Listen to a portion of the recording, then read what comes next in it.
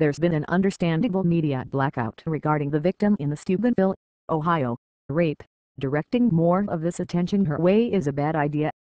The result is that the focus of the cable news coverage has been primarily on the two convicted rapists, Trent Mace and Malik Richmond. It's important for those covering the case to avoid glamorizing the boys who raped a girl and then brag about it.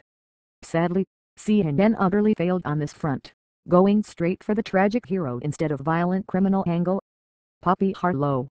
Incredibly difficult, even for an outsider like me, to watch what happened as these two young men that had such promising futures, star football players, very good students, literally watched as they believed their lives fell apart when that sentence came down. Malik collapsed in the arms of his attorney. He said to him, "My life is over.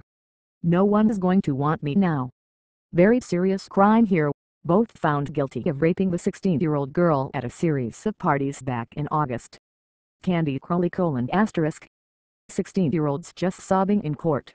Regardless of what big football players they are, they still sound like 16-year-olds. What's the lasting effect, though?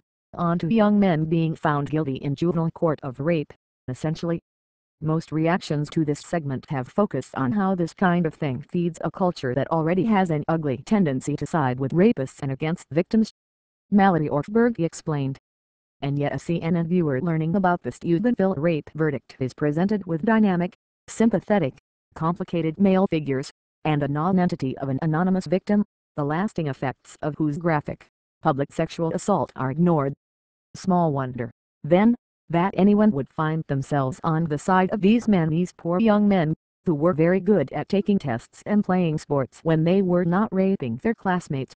What makes CNN's coverage doubly amazing is that teenagers get taken off the path of promising every day for behaviors that are exponentially less antisocial than terrorizing girls with sexual abuse. The country is full of non-Rapists D students, teen moms, high school dropouts, and dim but well-meaning people who have severely limited opportunities to become the sort of community leaders these boys were clearly slated to be.